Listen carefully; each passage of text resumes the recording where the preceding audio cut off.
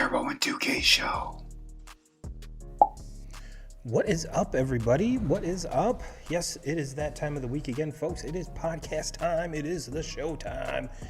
And like the title says, that we're going to be talking about the chaos in the MLB postseason 2Ks. Are you fucking ready for this, brother? I am ready. Yes. And everyone, I know we are balls deep in I mean, we're right smack dab in the middle of not only college football, but NFL football. But this is the postseason. You and I are both avid baseball fans. So why not just take a little bit of time here? The whole show will be baseball, mostly. We're going to recap our fantasy league and kind of see where everything takes us, 2Ks. But first, I haven't really talked to you since last Sunday. You were boots on the ground for Miggy's last game ever. Yeah, it was. Tell us about that.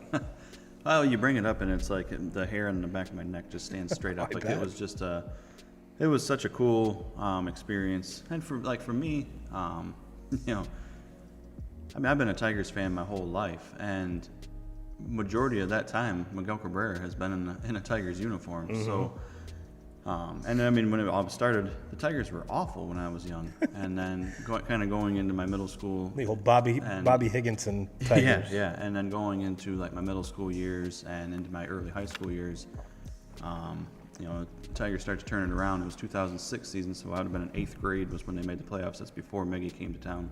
But then after that, you know, they make the World Series run that year in 2006, and then I think it was 2008 or 2009 was when Miggy came into Detroit, and from that point on, it was like just an incredible player, and not only an incredible baseball player, but just an incredible human being, like just how he interacted with fans and how he interacted with his teammates, and not only just his teammates, but also his peers. I mean, the people that he was playing against.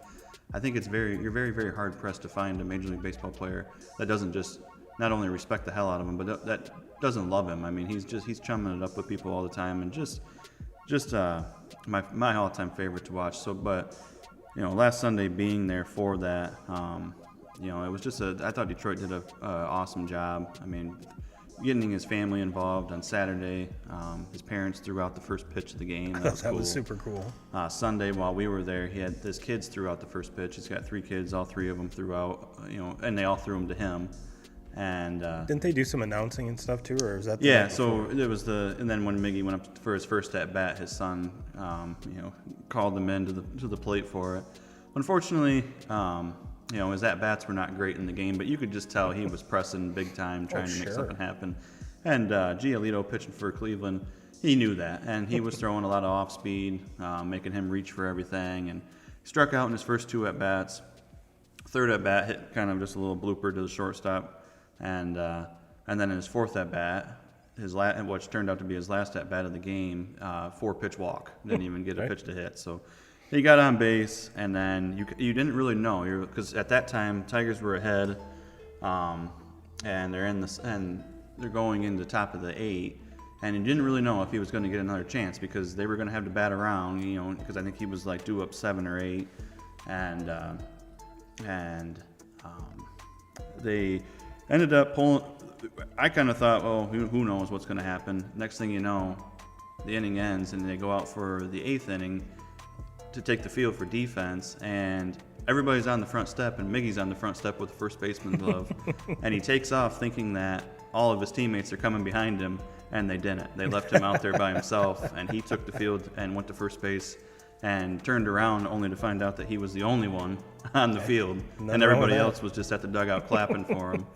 And you know, I think it was probably like 3 or 4 minutes in between innings there. They played some different songs. They played the Green Day Time of Your Life. Yeah, Time of Your Life song, and it was like, hey, you look around, and Comerica Park was sold out. I mean, they were packed. And I was like wiping the tears from my face, and I turning and looking around, like making sure that nobody can see that I've got tears running down my face, and everybody else in the whole stadium does. I'm sure. And then just kind of like the baseball gods, the first at bat of the inning, Stephen Kwan hits a ground ball right to him at first base. He fields it up, makes the play, and then AJ Hinch come right out of the dugout as soon as that with his 3 kids right there with him, and his kids all took him out of the game, and that was it. And it was just it was an awesome experience, that's for sure. It was my wife and I, and a few of our other friends, we came up with this idea back in June, July, and we bought the tickets then, so we got them for pretty cheap then. And at the time we were like, oh, Mickey hasn't really been healthy for a whole season, so we're taking a chance. Hopefully he makes it, and hopefully, and everything, it was like it was just played off a script. Like everything just went perfect. So yeah, I mean, Miggy, I know you're listening. Congratulations and on a Hall of Fame season. I mean, there's no question there. Could have walked away from the game 7-8 years ago and would have been a Hall of Famer. And 100%. all this stuff he's done here in recent years, as far as going over 3,000 and over 500 home runs. That's safe to say he's definitely in the top 2 or 3 of right-handed hitters I've ever watched in my life. Hands down. Well, good, man. I was happy that we did have someone there, representing the Turbo and 2K show. But B82 on YouTube said that, which I'm assuming is your brother, he came to Detroit in 2008. Yeah, Miggy. So thank you, sir. Thank you for the clarification. For Dontrell Willis and Miggy come to Detroit, and Andrew Miller and Cameron Maben. Yeah. And at the time, there were a lot of folks that were pissed that they sent Maven out of town. I mean, it was the Tigers' 2 top prospects that they gave up in that trade. But Cameron Maben came back to Detroit and played majority of his time there. Andrew Miller was a starting pitcher at the time, but he ended up being a reliever, a great reliever, one of the best relievers in baseball there for a short period of time. But I would give up a relief pitcher and a platoon outfielder any day for a Hall of Famer. Yeah, absolutely. And that's looking back at it, that's probably one of the most successful trades that any Tigers GM has ever made. Mm-hmm. And then kind of fast forward that into the big contract. Mm-hmm. Everyone was so pissed that, no one's worth that amount of money. No one. Well, I mean, yes, the goal is to win a World Series, yes. But if you look at how many fans Miguel Cabrera put in the stands, absolutely. More than paid for that contract. And you look, I mean, obviously Sunday, the game we're at, there's Miguel Cabrera jerseys everywhere. But if you went to a Tigers game anytime, it's all Miguel Cabrera jerseys all over the place. Oh yeah. And it's so much more to me what Miguel did, and why I will always argue that he deserved all of that money and then some. Is he did everything for that organization. Like when they wanted to chase a ring and try to win one for Illich there before he was going to be done. Their idea was they needed to bring Prince Fielder in. Well, they already had Victor Martinez to take that DH spot, and Prince Fielder wasn't going to play anywhere else, so he had to play first base. Miguel Cabrera was coming off a Gold Glove caliber season out at first base. I mean, he was a phenomenal first baseman in his prime, and he went and did what not very many people in his shoes would have been willing to do. Go back to a position where they failed at. I mean, he was not good defensively at third base, and he went and did it because it was the best thing for the team. It was what he needed to do that for the Tigers to make a run at a World Series in order to bring Prince Fielder into town, and he did it. And it was just. And when he was in his prime before the injuries, I mean, he was playing all 162 games of the season. I mean, you couldn't get him off the field. And it's just so many things that if you look around to a lot of the players that are playing today, I would be hard-pressed that a lot of them would want to make that move out of their comfort zone when they're the best hitter in the game and arguably the best player in the game, and they've won multiple MVPs, and he's willing to go back to a position that he isn't really comfortable at and not very good at, and he did it for the best of the team. So when he's coming off of all those seasons, the MVP season, the Triple Crown, which who knows? There's a good chance we won't see another Triple Crown in our lifetime. No. Who knows? But he comes off of that, and I mean, if they wouldn't have signed that contract and made that deal, Tigers fans would have been done. I mean, that. Oh yeah. Would have been done. And when that contract was signed and everything was set in stone, he was one of the best players in the game, and nobody knew that all these injuries were going to follow. No. His body just broke down on him, and that's the most unfortunate part with his entire career. And honestly, he probably should have taken the groundwork that Albert Pujols laid the year before. he should have hit in the home run derby, which would have ignited his second half, and then go on to be just a world beater, walk out the door, see you later, Detroit. This is what I'm obviously kidding. Yeah. Obviously No, kidding. yeah. And it's just, but it's just like, for him, I mean, with everything that had happened, with all the injuries, and obviously this last 5-6 years have been rough for him.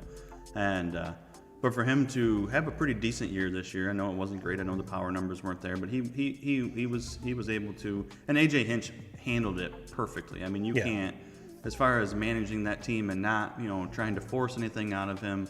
And they were a better team in majority of their games without him this year, and that's no secret. That's no knock on him. No. And Hinch knew that, and that's why for most of the games he didn't play, and so I think Hinch did that to a T. But at the same time, when I look at it now with Miggy, he was able to walk out on his own terms. Yep. Mm-hmm. And he finished out his contract. He did what Detroit asked of him when he signed that contract, was to finish that out, and he did it. And for that, I think he's the greatest Tiger of all time. I know a lot of those old hats are going to argue K-line with me, and that's absolutely fine. But I think Miguel Cabrera is the best of all time, and to ever wear the D. And by old hats, he means Denny Small, possibly your dad, Papa 2Ks. So but there's not a single thing I can argue with or even hint at being inaccurate. So.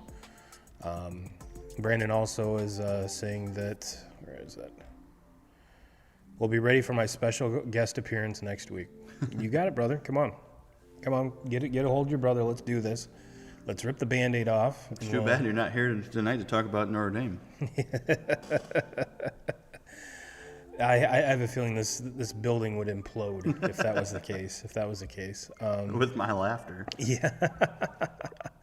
Well, 2Ks, since I wanted to start the show off with that to kind of let everyone know that wasn't there, kind of the vibe, kind of what was going on there at the stadium, and to let folks know where you were, because I was actually a little bit under the weather Sunday, so we did not have a show last week, so we are back again, and did not get the introduction out of the way. But for those of you, the handful that are watching live, if you're on YouTube, hit that like button, hit the subscribe, hit the bell so you get notified every time we go live. If you're on Facebook, give us a like too. I mean, obviously we stream this to the Turbo and 2Ks group, so to help us out there, get guys and gals, let's all invite 3 people. We're over that 500 mark. Let's see if we can hit the 1,000 mark by the end of the year. I know it's kind of a lofty goal, but what the hell? Why not? But if you are looking for the most awesome experience, YouTube is your best bet. But don't want to discredit the folks over at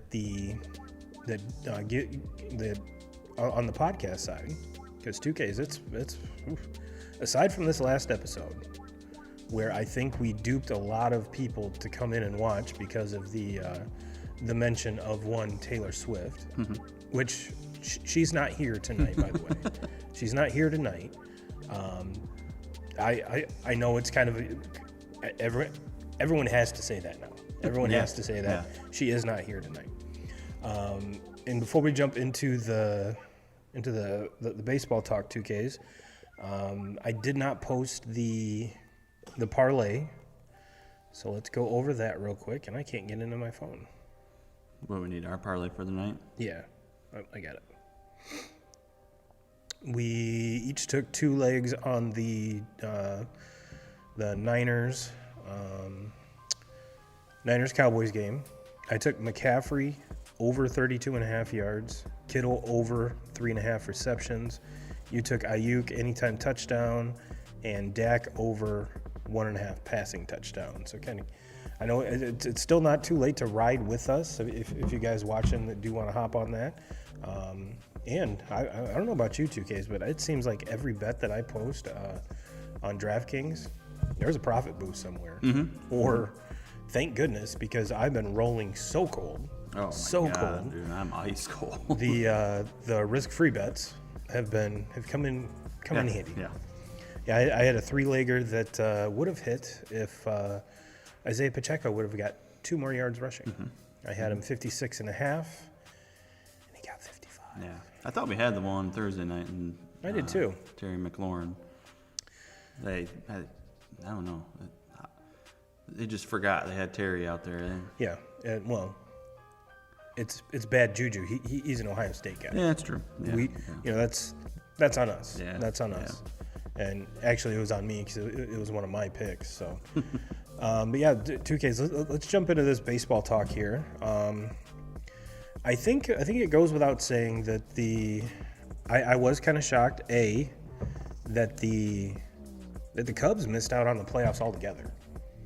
I mean, that's one of the more iconic kind of letdowns. Yeah. I mean, you talk about riding a just slew of emotion. I mean, they kind of stand pat at the trade deadline. They hold on to Bellinger. They hold on to pretty much everyone that they were rumored to be wanting to shop, and they get Stroman back. It's like, all right, this team's ready to go. And if you look at that team top to bottom, they're a solid team. Mm-hmm. And then yet again, playing in a division that's completely underwhelming. And so I was honestly shocked that there was not a Cubs team that made this. Like they hit their peak too soon. Yeah. You know, they were playing really, really good coming out of the All-Star break, and you thought they were just going to kind of take over and, you know, kind of have their way with that division. And that last month of the season, it was just it's terrible. Yeah, it was awful.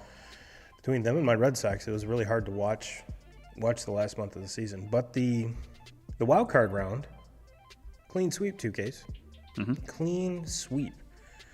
Which I know they talked about on Baseball is Dead, but and this is not anything that's abnormal since they started the 3-game playoff in the wild card round. Very rarely does it go to a third game, and it just seems like having one of the divisional winners play in the wild card round is kind of silly. Mm-hmm. So, in your opinion, should this go back to 1 game? Or do you like the 3 game? I like the 3 game. I hate the 1 game thing just because baseball is such a, you know, obvious. It's just with baseball, anything can happen, and the best team doesn't always win, and you really can't say that in a lot of situations with other teams. And I mean, you look at it with just what happened last night. When I know we're going to get to that, but what happened last night with the Braves? They haven't been shut out all season long, and they get shut out last night in the first game with the Phillies, and I just don't like the idea of 1 game. You play 162, and then 1 game explains what happens in the postseason. I don't like that idea. I like the 3 game. Yeah, I'm with you. I like the possibility of kind of like a rebuttal or run it back, because you're right. The baseball is not like football, even though football, you know, any given Sunday. Mm-hmm. Yeah, I get that too. But when you could have your ace, which we'll get to here in a minute, not even get out of the first round, or the first inning, not the first round. And for kind of your season to kind of hinge on that, yeah, I mean, I get why some people do not like the 3 game, they like the 1 game, because they're trying to kind of replicate what football does. Well, I think everybody's trying to avoid the NBA. Yeah. Where, you know, you have a 2-month postseason. Yes. That people just lose interest in it by the time it gets to the end. Or kind of the other way with me with the NBA is I don't really have any interest until you get to the final 4 teams. And even then I start getting into it. And if it wasn't for, you know, having some fucking parlay ran out there, I wouldn't watch it at all. But yeah, to me with the baseball, I like the 3 game. It's still quick. You can knock it out in, you know, well, in this case, you knock it out in 2 days. Yeah. But you can knock it out quick, and it's not 1 game. When you play 100, the Major League Baseball season is a complete grind. You can't say that about these other sports. It's not a half the year grind where you play 162. You basically play every single night of the week.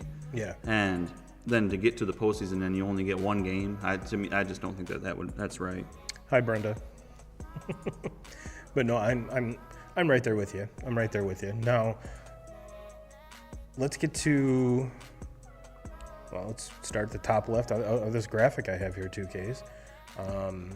Blue Jays, Twins. This one was kind of a shocker to me. The Twins haven't won a playoff game in like 20-some years. It was like 2002 or some shit. They not only win one, they win a series. And now, beating the Blue Jays, now it's like, okay, where do the Blue Jays go from here? I mean, you look at the players they have. I mean, granted, the game one was who the fuck was their starter? Kevin Gausman. Mm-hmm. I mean, he's been solid all year. He kind of lays an egg. And Vladdy Jr. has kind of been a shell of himself this whole entire year. Just has a complete blunder in game 2 of that, where that shit just can't happen. No, and I would. And now, if who's their pitcher that they sent down, and then he pretty much just said, "Fuck you, I'm done playing." I can see his face. He was a Manoah. Yes. Yeah. Now, if Manoah is healthy and everything's going the way it should, I mean, it's not fair to say one guy can determine your season. Same as, the Mets lose their closer in the World Baseball Classic. That's not an excuse why their team sucked all year. But in a 3-game series, if Manoah is the Manoah of the past, and there were a lot of folks that chose Manoah to win the Cy Young, and obviously went the other way with that. But having that solid one, him and Gausman, a 1-2 punch. Oh, sure. I mean, I have a feeling if Manoah was healthy, they wouldn't be the number 6 seed in this whole equation. No. But yeah, kudos to the Twins. Yeah. Royce Lewis stepped up huge. The only thing with that, ended up the 6th seed is that's such a gauntlet of a division. Yeah. That all you do is you beat up on each other. Yeah. And to me, it very easily could have went a lot of different ways in that division. It just ended up being, one team gets really, really hot. One team started the season unbelievably hot, and how it all turned out, kind of crazy. But Tampa Bay was not good if it wasn't for the unbelievable start. First month and a half of the season, they might not arguably not even been a playoff team. No, and then let's slide to their game or their series.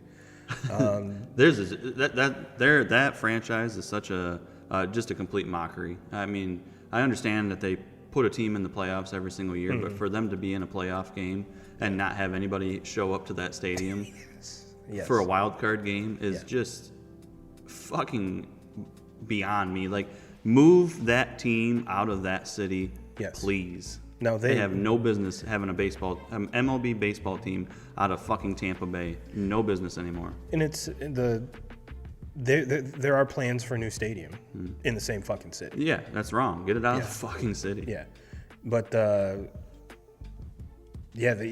Glass now steps on his dick game 1. But kudos to the Rangers. I mean, again, you look at another team that could have had the same kind of collapse that the Cubs did, given their pitching injuries. Scherzer, I mean, that was their big acquisition, where their biggest acquisition ended up being Montgomery, hands down. And that was kind of their thing. It's like, all right, yes, the Rangers have plenty of offense. Their starting pitching is, and then their bullpen is like, whoa, this is bad. And they go down to Tampa and sweep. Go down to Tampa and sweep. And I think Tampa only scored one run, right? Kudos to Texas for being active at the deadline. I mean, doing what you needed. I mean, because if they don't do it, they're probably not playing right now. No. And now they're looking, fast forwarding past where we're talking about now.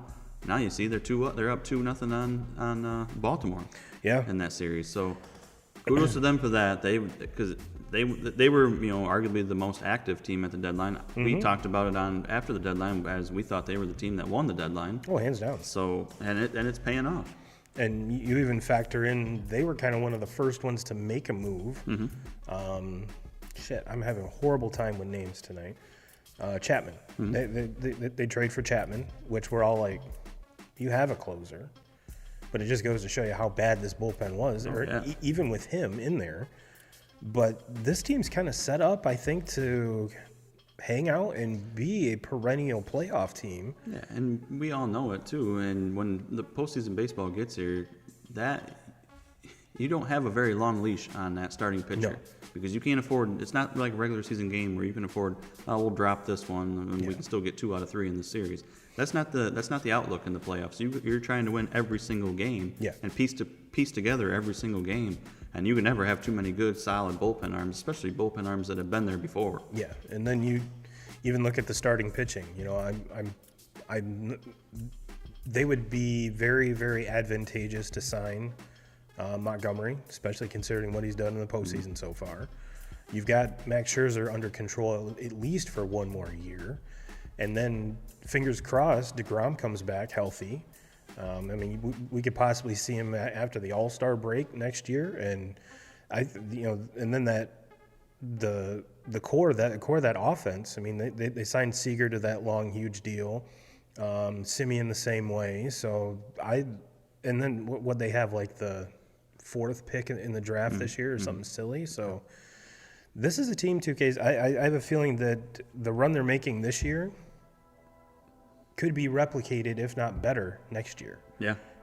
And speaking of that 4th round pick, I mean, Langford kid from Florida, who arguably had the best season of anybody in college baseball. Yes. And has played 3 years at Florida, and it's not going to be long, and he's going to work his way up to the show also. So this is a team that's not going away. No. And let's flip over to the National League. Kind of a shocker to me. Arizona takes out Milwaukee, and the biggest story here is, Corbin Carroll is becoming a man right in front of our eyes. In case there was any doubt in your mind that he wasn't a good player throughout the whole season. Well, yeah, that's the thing with him, is he started off so hot. Oh yeah. It's like 3 months into the season, and it wasn't talking about him winning the Rookie of the Year. It was him being a possible MVP candidate. Yeah. And then just kind of went back to, I'm not going to say he was not playing well for a big stretch of the season, especially like in the second half, but he just went back to normal, playing as a normal rookie and, just not putting up those crazy numbers. Well, playoff baseball, this is what this kid is built for, is playoff baseball. Yes. If you want a grinder, go out there and grind for everything, play really good defense. He does everything well. He's a grinder on the bases, one of the most exciting players in the game, and he's going to have his chance at some MVPs as his career goes on. And one hell of a head of hair. Oh, he's got some good lettuce. Get this kid a Head and Shoulders deal stat, because that shit is flowing and awesome. And Diamondbacks 2Ks throughout the whole year were kind of that. They'll get hot for a stretch and then cold for a stretch. Hot for a stretch. So it was really hard to get a pulse of what this team actually was or is. But on the flip side, they're playing the divisional winner from the National League Central, which we kind of hinted on that was terrible. And the thing that kept them in pretty much all games was their starting staff. And I have a very good feeling that after this result, it is time to – I have a feeling you're going to see the Brewers be active in the market with a couple of their starters, and because they need bats, 2Ks. This is one of the worst hitting – playoff teams I've ever seen, and not just their lack of offense in this series. I'm talking about their lack of offense throughout the entire year. We were looking at a lot of teams needing arms to fill voids to make a playoff push. This team needed bats badly. Their bullpen was good. Their starters were good. That wasn't the case. They weren't in those markets, but they couldn't land a bat. They couldn't,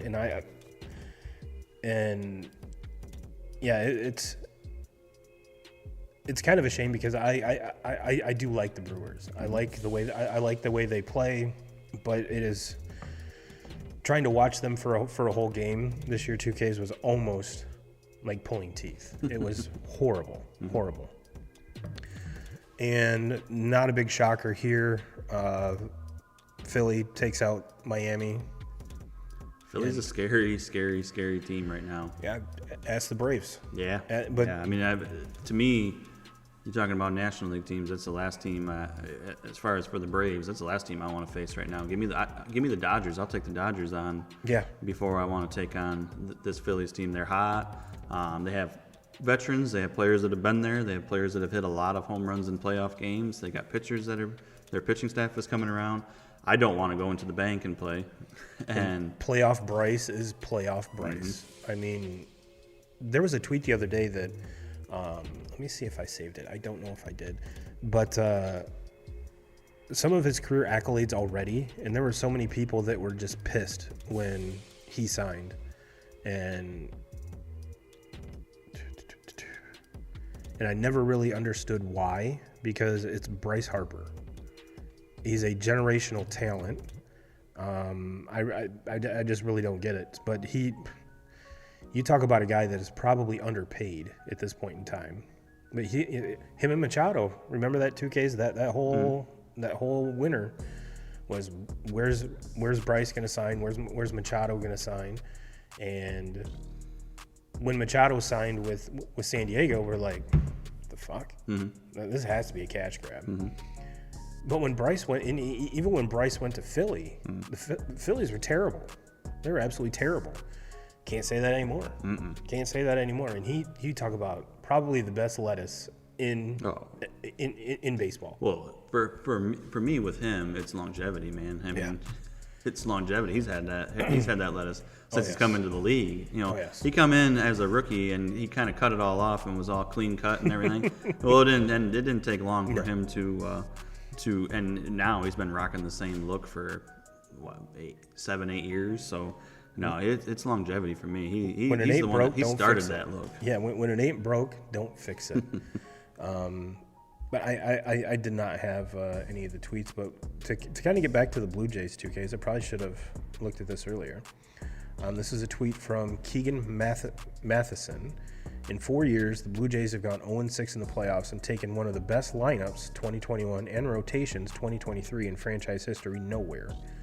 Don't know where he's pulling those from. They pivoted this season and got the same result. Then you look at Ryan Hunter over on Twitter, or X, whatever you want to call it, at RyanHunter91, RIP 2023 Blue Jays. And this kind of is a tweet that's all encompassing into their whole entire season.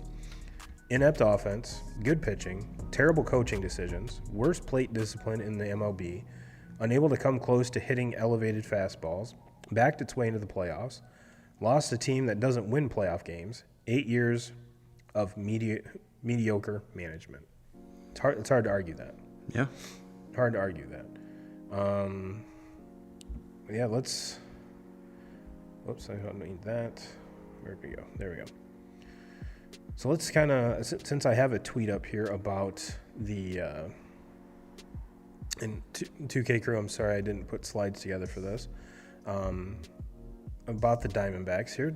Diamondbacks kicked the shit out of Clayton Kershaw last night. I looked at that and I was like, this can't be right. This can't be right. And then it's like, all right, and the Dodgers will tell you, Clayton getting banged up and then coming back.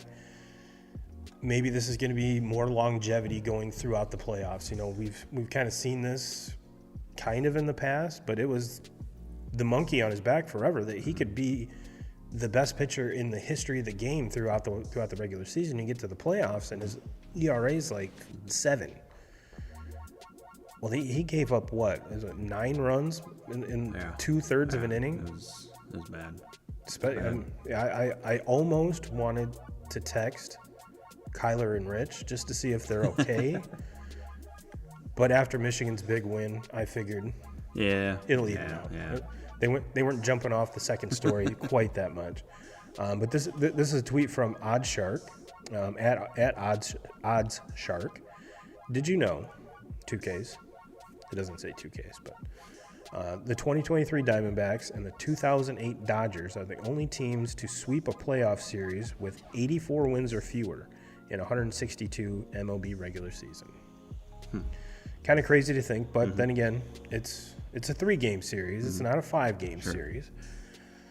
But the way the Diamondbacks were playing against the Brewers, if it was a 5-game series, I think they're still sweeping. Obviously, yeah. I mean, especially with their showing that they had on Kershaw last night. So yeah. So let's dive into that one here real quick. That one, like I said, I had to take a double take. Like there's no way this is happening. Where is it? There we go. Diamondbacks went 11-2, by the way. So not only did they completely take the wind out of their sails, I mean they scored 2 runs in the bottom of the 8th. And I think at that time it was pretty much just garbage time. Let's see here. I'll give you the stat line on Mr. Kershaw. Third of an inning, 6 hits, 6 runs, all earned with 1 home run. So only 6 runs. I was being a little. Yeah. But yeah, same point. I mean, he just, and Dodgers fans were booing. I mean, it was just not good when you're the face of your franchise for how long now, and you're booing him off the field. And is it? I mean, maybe it is. Who knows? It was just not a good night in LA last night. No. And we kind of talked about it. The shocker was Phillies go into Atlanta and not only win but shut out the Braves. They shut out a lineup that, like you said, hadn't been shut out all year. And on top of that, Atlanta tied the season home run record right before the playoffs started. That Atlanta offense, I mean, it's safe to say that was the best all-around offense I've seen in years, maybe in my lifetime, as far as top to bottom. I mean, they got guys batting 7, 8, 9 that be batting 1, 2, 3 on some teams in Major League Baseball. So, I mean, just a unbelievable team, and to get shut out. To me, there's no bigger game in all of baseball than tomorrow night for the Braves. I mean, it's the Braves. They have to win that game tomorrow, and if they don't, and they take that to Philly, being down 0-2, like, it's not going to be pretty. Not going to be pretty for them. Yeah, and because I mean, even if they win a game, I think it's going to be very hard to go to Philly and take both of those games. So that's one to keep your eyes on, because there's not a tougher place in all of baseball to play than in Philly, and that Philly team is hot right now. Now, because Strider's start was amazing, and that's kind of been one of the things that, I mean, possible NL Cy Young, possible. I mean, the Cy Young award winners aren't really like set in stone. I mean, you could say that on the American League side, Garrett Cole has that wrapped up, which is probably true. Yeah. But would it shock me if someone else came and backdoored that? No. And does he deserve it? Yes. But these baseball writers, it's like, well, 2K's the Yankees didn't make the postseason, therefore he can't win the Cy Young. Bullshit.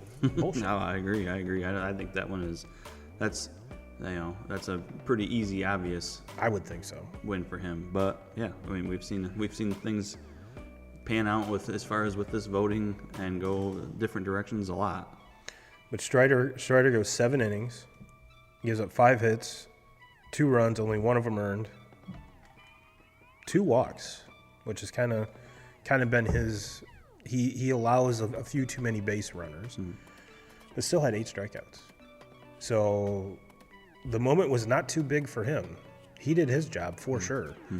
Now, I honestly think it was a fluke. And I'm not saying it's a fluke the Phillies won. I'm saying it's a fluke that the Braves got shut offense out. Just doesn't show up. Yeah. And it could be because they were the ones sitting at home, where the Phillies swept. They have a lot of momentum rolling in. And for those of you that say momentum in sports is not real, has never played, I'm sorry. But yeah, and they're playing right now, aren't they? Or is that? They're tomorrow. Tonight is the Twins Astros. Yeah. And let's see here. since we already talked about it, Twins Astros. That was a better game than what I thought it would be. Astros win 6-4. I'm looking up the box score to see who. I'm acting like I know who the hell any of these pitchers are for Minnesota. Ober. Never heard of him. But let's see. Lewis went 1 for 5. They have Carlos Correa batting all the way down there. That is crazy. He went 2 for 4. He's one of those guys, though, like that for these postseason games, that's what the Twins needed. Like, obviously, worst division in baseball. Like, that's if there's a division that you can get out of and get your way into the playoffs, that's the one to do it in. But in order to win these playoff games, you need guys, in my opinion, you need guys that have been there before and know how to do it and know how to rally the troops when things, because baseball is a roller coaster. It's an up and down game. And so to me, having Correa just in your lineup, somebody that has won a World Series, knows how to do it, knows what it takes, and having him, that's what the Twins needed on this team, because they're a bunch of young bats, they're a bunch of young kids that haven't played in this, but they're an exciting team to play. I mean, that Royce Lewis kid, just been arguably one of the hottest players in all of baseball is down the stretch here through the wild card round. Had a big hit last night. But I just think when it comes down to it, this Astros team is just the Twins are overmatched. So this Astros team is really, really good. JV does what he does.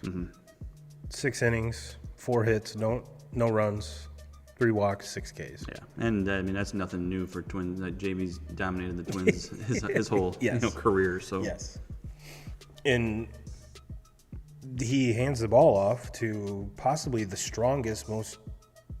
Just nasty part of this whole team is the bullpen. Is the bullpen. And let's see. The nearest dude gave up the 4 runs. Abreu and Presley. Scott, pretty much. Yep. We're good to go. Rangers Orioles, and let's see. They played earlier today. And that's definitely a high score. They won 11-8 today, and they won 3-something. Where's it at? 3-2 yesterday. So there's a lot of folks 2Ks that are like, all right, is this Orioles team a fugazi? What the hell's going on? Yeah. They were for most of the year. They were the only team to kind of keep pace with the Rays at the beginning of the season, and that's one of the reasons why they were able to overtake them, is because they didn't fall too far behind after they took off. And to kind of have this slow start out of the gate, I think surprises a lot of us, especially like we talked about with the pitching that Texas has. Yeah. Now they're riding the hot hand, which why not? Why not? But I think did Dane Dunning start game 1? And Henny did. Oh yeah, that's right. They pretty much went bullpen for game 1, and today they just jumped out to such a big lead right off the bat. They had Montgomery, and Montgomery kind of came back down to earth. He went 4 innings, 9 hits, 5 runs. Only 2 strikeouts, so kind of a pedestrian start. And who started for Baltimore?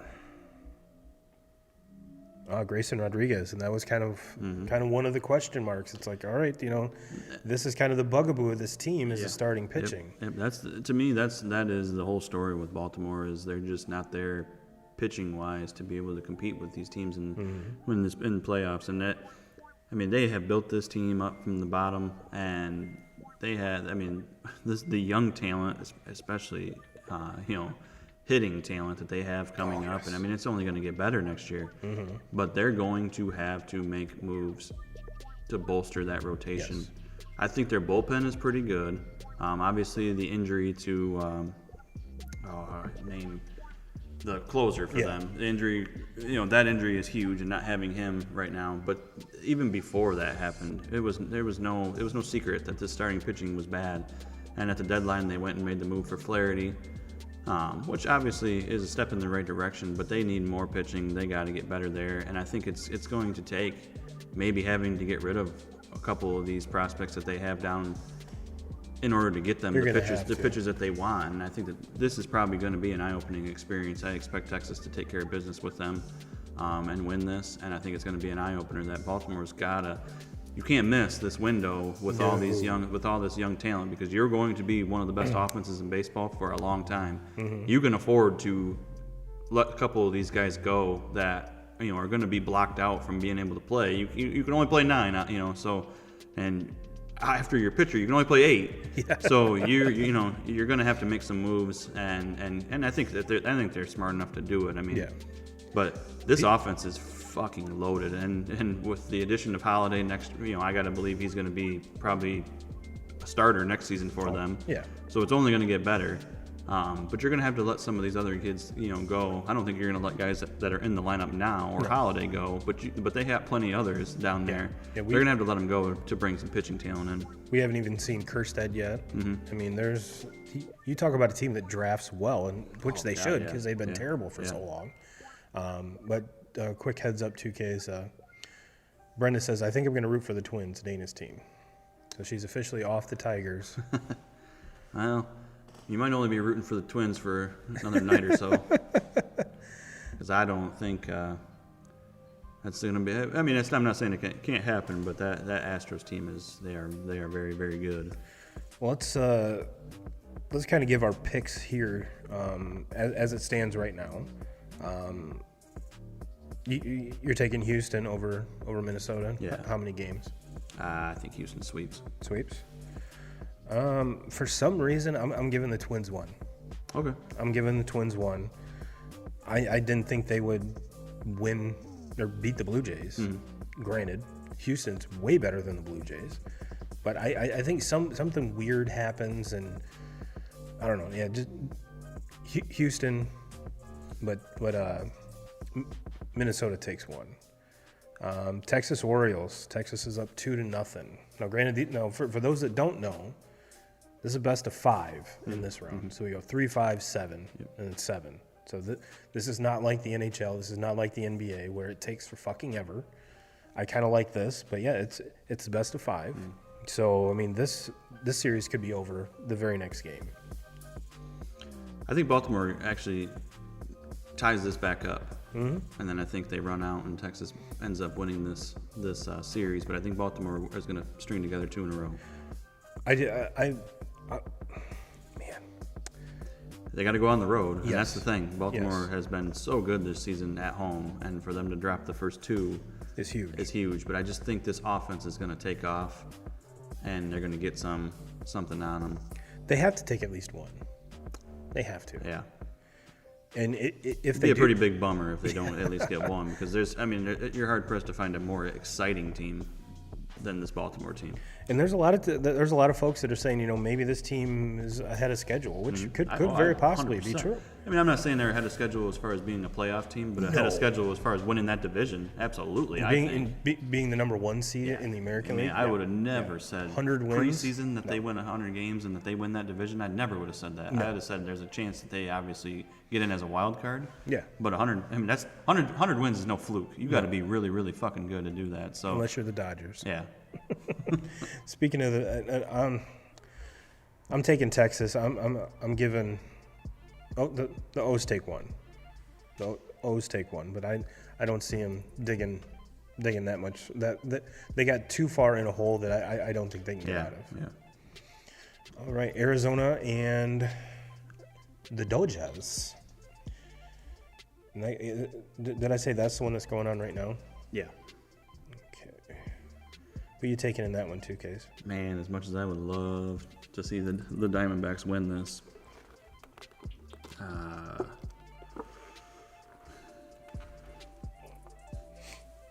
got to go Dodgers here. Just too much experience. Mookie Betts. I mean, Freddie. If it wasn't for Acuna, just having a mind-boggling season as far as with the stolen base numbers, the average, the home runs. Mookie Betts was next in line for that MVP award. And followed very closely and behind followed by very Freddie closely by Freddie Freeman. Yeah. And and you could say the same thing with the Braves with Acuna and Olsen. But I just think the Dodgers are too good. They got too many guys that are proven. I think they get back on top and win this game tonight. And I'll go Dodgers here. But I think the Diamondbacks will win too. I think this goes to a Game 5. Just a quick update: Twins are up 3-0 on the Stros. 3-0, and the Dodgers play tomorrow. Phillies Braves tomorrow. Oh, that's right. Dodgers. Yeah, that's right. You know what? I'm doing it. Give me the Snakes. I'd love to see it. I'd love to see them somehow win that back in Arizona, and jump in the pool afterwards. Could you imagine having that flow that Corbin Carroll has in Arizona? Yeah. That's oof. You talk about commitment, dude. You talk about commitment. Oh, for sure. All right, and we've got, and in my opinion, 2Ks, this is the one that I want to go. I want it to go 7. Like this is the exception to the rule, because this honestly should be not in this round. The Phillies Braves should not be meeting in this round. It should be the next one, but that's just how the chips fell. Just how the chips fell. This one is going 5. Yeah, I would. This one's going 5, and give me Atlanta. Yeah. That game goes back to Atlanta for Game 5. I think I could get on board with that. I'll say, just to be different, I'll say it goes to Atlanta. I think Atlanta wins 3 in a row. Okay. Yep. So, but we both have the Braves. I just have it going 5, right? Okay. I like it. But yeah, there's what's kind of left out of here, 2Ks, is kind of some of the perennial people we're used to seeing. I mean, there's no Yankees. There's no Red Sox. There's no St. Louis. There's a lot of teams that we're used to seeing in there, and it's kind of refreshing, even though a lot of these teams didn't last long. But the Marlins, that's a good stepping stone going into next year. I mean, granted, Atlanta's still going to be there. Atlanta's still going to be there for like the next decade. So let's just if you're a Braves hater, I'm sorry, you're going to be hearing a lot of this, because that core is young. They are all locked up, and they're not going anywhere. No. They're not going to Philly. Same division. So if you're Miami, you're like, thank goodness for the extra wild card spots, because before, 3 teams out of one division probably isn't getting it done. But add in there the Diamondbacks. I mean, we kind of talked about, with the Orioles, again, this is a team similar to the Braves that I have a feeling we're going to be seeing perennially in here for many years to come. And a team like Houston and a team like the Dodgers that are big spenders, and kind of obviously the Dodgers are the biggest spenders of them all. Those really aren't the youth movements that we're seeing kind of around these other teams. So I have a feeling it's for the teams that didn't make it, like the ones we mentioned, which way are you going to go? And I think your farm system is going to be a very big factor on which way you go. Whereas like the Red Sox, farm system's pretty damn good. Pretty damn good. The Yankees, the Cardinals, who knows? Who knows? I don't know what's going to happen there. That's a big mystery, because they got some pretty big pieces that I have to imagine a lot of teams would be very interested in. And if that's the Cardinals want to go that route and kind of start over, which I think is probably their best move right now. I mean, they proved that they're not ready to go anywhere. They're not going to go anywhere with what they got right now. So it's probably time to break it down. And unfortunately, you're going to have to watch some of those really good players walk out the door, but that might be their best bet. Couldn't agree with you more. But yeah, I think we're, regardless of the outcomes, I think we're in for some very good baseball. And I think that I'm excited for it. I really am. What I'm not excited about is I wish they put these games on at night instead of at 3 o'clock in the afternoon so I can actually watch them. But I say that every year. I say that every year. So really, really not a lot's changed there. Well, 2Ks, it's top 5 time. And I'm not sure why that did that.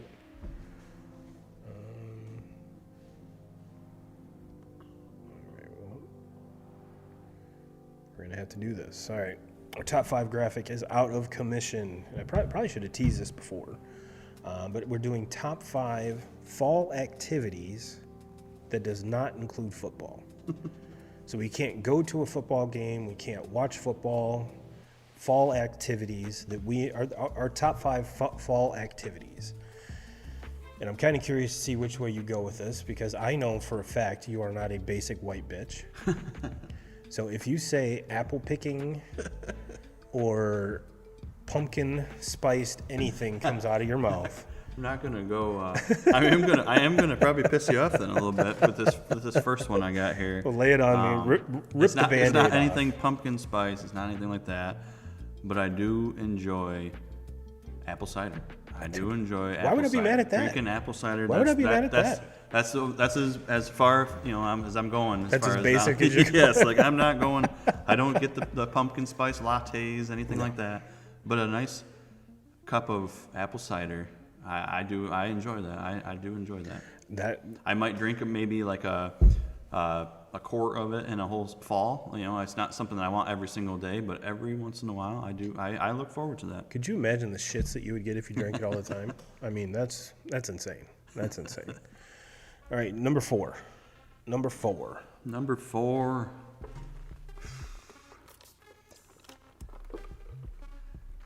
I'm gonna go just kind of my favorite holiday. Especially now that I don't. I'm not a kid. I mean, I have kids and I enjoy the whole Christmas thing. But for me personally, I enjoy Thanksgiving. Like getting the whole family together. I love Thanksgiving food, just stuff in your face. as long as it's hot. My birthday is also right there at the same time, so it's like November is my birthday month. Thanksgiving all falls in the fall. So I got to put that one at number 4. I love it. Number 3. Number 3, another holiday. Holiday that I really didn't, all that much care about as a kid. But now that I have kids of my own, a holiday that I look forward to one of the most is Halloween. Mm-hmm. Seeing the kids trick or treat, all the costumes, not only with just my kids, but seeing some of the other kids' costumes. That's just one of my favorite days. It seems like here in recent years, it's been shitty weather. Yes. You get the rain or fucking sleet or something on Halloween night. But if you just being able to get out there and go, and get a pretty good. I steal a lot of candy too from the benefit of having 3 kids. Well, yeah. I mean, it's called a dad tax for a reason. It's called a dad tax for a reason. Andrew Stadelmeyer says hot apple cider with a couple shots of whiskey in it. I can get down with that. Or you little fireball? For sure. A little fireball in there? I can dig it. Number 2. Number 2 for me, you said we can't have any football involved, but anybody that knows me knows that there's going to be some type of a sport that's involved. Yes. Playoff baseball. Mm-hmm. Yep. Playoff baseball. I love watching baseball. Obviously all season long. I would love it more if the Tigers can get into one of these postseasons. I think it's on the horizon. I'm not saying it's coming next year or the year after that, but I think it's getting closer. And man, those times, like what I was talking about earlier, when I was in my high school years, and the Tigers were making playoff runs and making a couple World Series runs. Then I don't know if there's not a championship that I could root for one of my teams to win more than the Tigers to win a World Series. So yeah, I love playoff baseball. Andrew also said it's great when you have a sore throat. Yeah. So when you're yelling at said baseball teams. Yelling at baseball teams, yelling at the Michigan Wolverines. I do that. And if you're yelling at Notre Dame, just skip the cider and give me the whiskey straight up. And you're number 1, and I have a feeling I know where you're going with this. Yeah, number 1's easy for me. I mean, if I was going to pick just pick any hobby for myself, and I would have, even going back to when I was still in school and playing sports and all that, I still would have picked this over all of them. I love to bow hunt. I always have had a really, really deep passion for it. I don't get to do it as much anymore because just we're busy. I mean, we have young kids and all that, but the times that I do get out, and now getting to take my son out and kind of do all the things that I did with my dad growing up has just made it even better. And it's an easy one for me. I love everything there is about hunting. Like I said, I had a feeling I knew where you were going with that, and if you didn't, I was gonna be like, what? I'm telling your wife, dude. Telling your wife. You have this fictitious thing going on that she said that you like it. Nope, not at all. All right, mine is number 5. I'm a weirdo. I like taking care of leaves. I don't like raking them. I love blowing them. So, and it's nice. It's more of a kind of a watch. It's one of those things that's very easily rewardable. You know what I mean? It looks so nice and so clean. I get that, yeah. Like it's a pretty good feeling when like your whole yard is all nothing but like fucking leaves everywhere, and then you like go inside, you drink your cup of apple cider, and you look out the window, and it's just fucking green grass. It just looks so clean. I get that. I can respect and it's even that. better when your neighbor has done the same, so it just doesn't blow right back in your yard. Yeah, that's like with our neighbor. Shout out to Karen. Her yard is like top notch all the time. Yes, so it is. She kind of like she starts doing stuff, and it's like, okay, we better do what we got to do. better get off my ass here real quick. But then our neighbors on the other side, they're fucking fips, so they don't take care of shit. So a lot of times when Chell and I are taking care of our leaves, we just blow everything over to their fucking yard because it looks like shit. They're not here in the fall anyways. Fuck, that probably should have been in my top 5 for fall activities. My fucking fip ass neighbors go back to where they belong. Shit. And my number 4 kind of piggybacks off that. I enjoy cutting wood. And it's easier to cut wood when it's cooler out as opposed to when it's in the summer and it's blazing ass hot. So I do enjoy that. My number 3, I'm trying to see how I want to order these.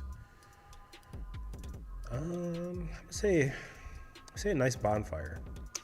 I'm with you on that too. Right, especially like when you're sitting around a fire and it's cool out instead of sitting around a fire and it's fucking sweating your ass off. You don't have to worry about mosquitoes. I agree with you. Yeah, and let's see. My number 2 has got to be Thanksgiving. Again, I'm a chubby kid. The only thing that sucks is being diabetic, and every single holiday, every favorite food is so carb laden that I can only have a little bit of it. But still, a little bit of goodness is better than nothing at all.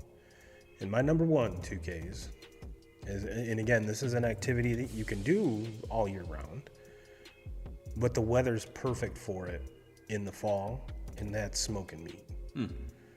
Nice pork butt. Haven't tackled a brisket yet, but that's definitely on the list of things to do. And ribs, you name it, because I don't have one of these fancy Traegers where you just set it and forget it. I actually feed the fire, tend it, keep it at the temperature I want instead of turning a dial and just being all lazy about it. But yeah, that to me that's and what's even better is when you add on to that and watch football while you're doing it is probably the best thing in the world. It's right up there, really close for being tops on Turbo's list. Cause the reason it's number 1 because if you add football to it, it's even better, even better. And then you get to eat it. Yeah.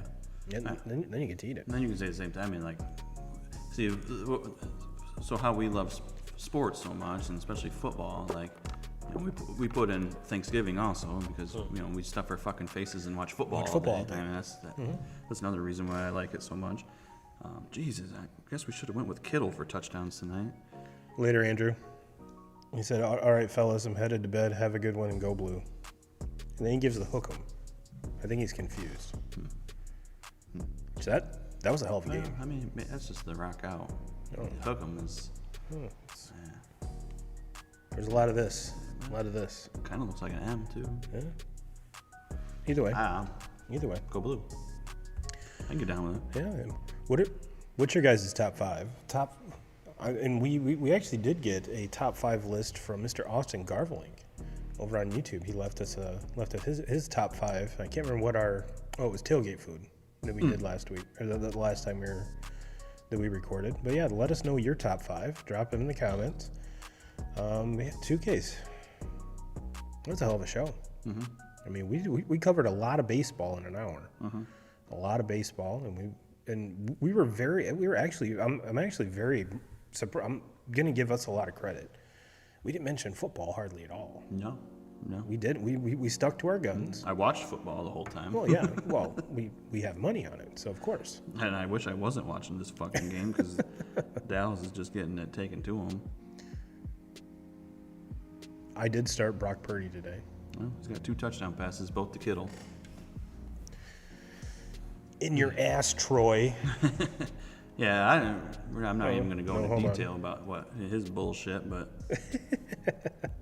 Oh, we can't get out of here until we give the fantasy football update. That is the one thing we did forget. And nope, I'm trying to stick it to the Donette in your league. Trying to take down the last undefeated team in the Cedar Rama League. Let's get over to the Turbo and 2Ks standings. Let's see here. Now, I played you in your league last week, right? Yes. All right. Yeah, we haven't played against each other in the Turbo and 2Ks league yet. Justin Kerr says broccoli and sports. Sounds good. But there's no undefeated teams in the Turbo and 2Ks. I'm at 3-1. Matt is at 3-1, and you are also at 3-1. However, I'm the lowest scoring 3-1 team, which doesn't shock me. I'm actually surprised that I'm 3-1 this so far. I mean, I'm pretty sure the time I lost was to Carl. And had Justin Fields been playing like Justin Fields now, I probably would be undefeated in this. That matchup between me and Jack last week was something. I beat him by 1, and I was ahead of him by 1 for like the last drive, and he had Walker playing for his Seahawks. Walker gets a carry, which would have put him, tied him, but then but he lost 4 yards on the carry, so he went back a point. So I still ended up, and then they called like a timeout or something like that, and to stop the clock. And Carroll never put Walker back on the field the rest of the game, and I ended up beating him by 1 point. And I had Montgomery from the Lions with 60-some points on my bench, and DJ Moore with like 20-some points on my bench also. And I still ended up pulling off a W on him by 1. And ironically enough, 2Ks, there's no unbeaten, and there's no everyone's won at least one week. Brett, Carl, Troy, and Jeremy are sitting at 2-2. Kayla, Emily, and Jack are at 1-3. Kind of shocked that Jack's at 1-3. Yeah. Kind of shocked at that, but he's one of those dudes that you never want to count out. Yeah, and Kayla too. I mean, she's had good teams. It seems like every year since we've started doing this. I think she was the one that I played last week. Hold on. Scoreboard. Week 4. Yeah, I played her last week, and man, I beat her 224 to 178.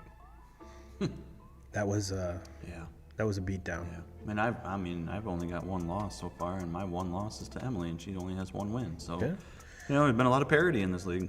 And it seemed to be that. I mean, this is one of the cooler things about this league, and one of the reasons why I still want to keep doing it, even though we've talked about it, kind of just me and you. It's like I've kind of lost the spark for it a little bit. I'm not gonna lie. I mean, we've said that on the show many times, and just if we would take that money and kind of put it, the other way, and just give it to FanDuel every week. I don't know, but that's that's one of the reasons why I like that league, and I will keep it going as long as everyone wants to do it. And there was probably 2 or 3 other folks that wanted to get in. So people that are riding with us, I love you to death, and I hope we and we have a good group of people. Mm-hmm. You know, there's no one which. Out of everyone, I think both of us would think Carl would be the one that would give up, but it seems like he doesn't. Mm-hmm. I mean, no, hell, everybody plays it out. he even drafted the day after his wedding, didn't he? Yeah. I figured that would be on auto pick, and either that or leading to a very short marriage. So, which neither one was the case. Neither one was the case. All right, well 2K crew, we'll keep you updated on the fantasy league as well. And for those of you that are still with us, thank you. We will see you next week, and we'll possibly have the eldest Caleb brother. Yeah, I'm gonna have to be. I'm kind of on the ropes too. I don't know if I'll be back in time for it or not, because Chell will be running in her half marathon next Sunday in Grand Rapids. So we'll see what time I get back. Okay. But yeah, hopefully I'll be back in time. We'll make it work. And I think Brandon, he wants to come in and talk college football. That's the plan. College There we football. go. So there we go. and there's a lot of really, really good games Yes. next Saturday, so it Yes. should be a pretty perfect timing to have a college football show. Perfect. Let's book it and let's do it. And 2K crew, we will see you next week. And as always, Jim Rome, we're coming for you.